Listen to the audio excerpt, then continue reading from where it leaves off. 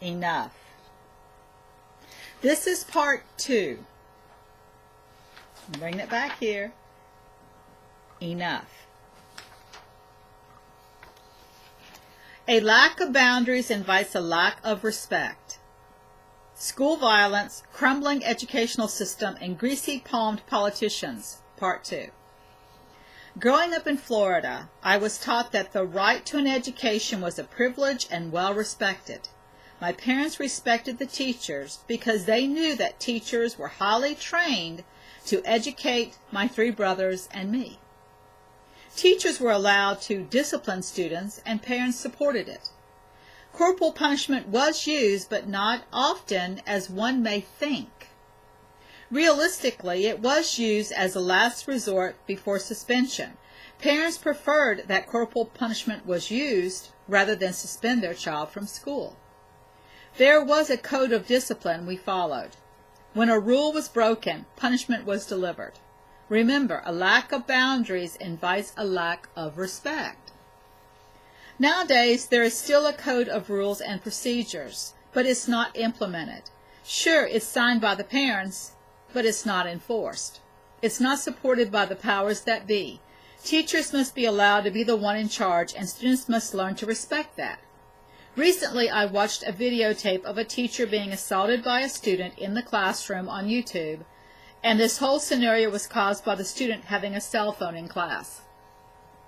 Students are required to keep their cell phone turned off during classroom instruction.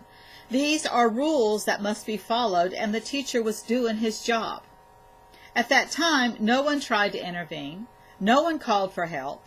The students just stood there and watched. Why didn't someone do something? The reason is that they didn't respect the teacher, or they were afraid of the aggressive student. Once again, the lack of boundaries invites a lack of respect. I believe that the reason discipline in many schools has gotten out of control is due to money. Who stands to win from allowing students to become disruptive, which destroys the right of our children to have a public education? What better way to destroy society than through the lack of receiving a quality education?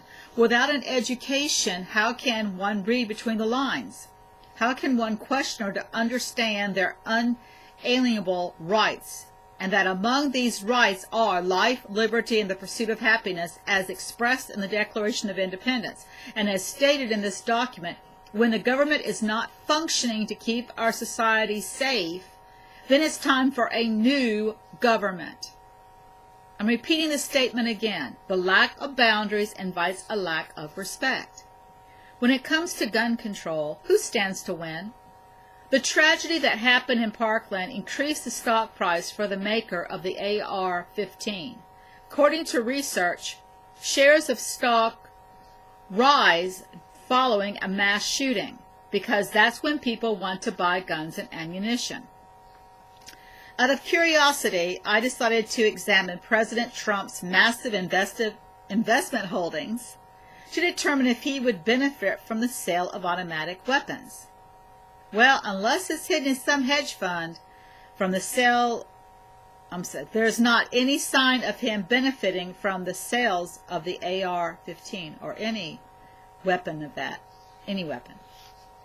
Unfortunately, federal employees such as our senators have the option of investing in a retirement fund which benefits from the sale of guns.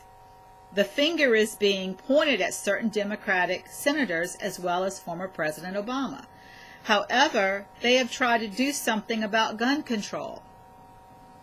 So, due to common sense, if the Republicans aren't trying to protect the safety of our people after 346 mass shootings occurring in 2017, the worst year in U.S. history, then their hand is deep down in that cookie jar. If they're so worried about having a retirement income, then why aren't they investing in rebuilding our infrastructure or in universal health care through the use of new CBD competitive health care products? That's where the money is. It's not hurting anybody.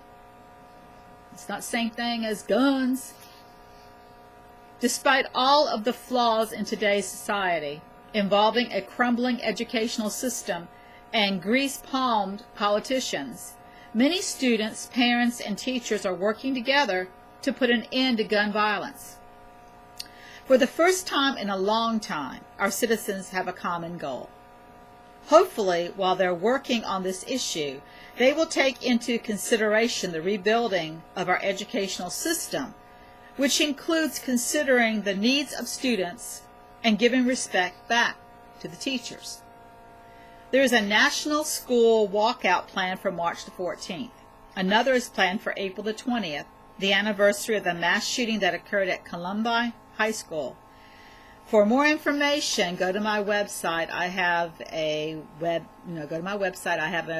link for you that you can click on and learn more about this. For when there is a lack of boundaries, there is a lack of respect. Boundaries must be taught, and respect should be given as needed, so all can benefit. Don't forget, enough. Sharon from JustMyBlogTalk.com, White Cap, come and visit me. See you later. Bye-bye.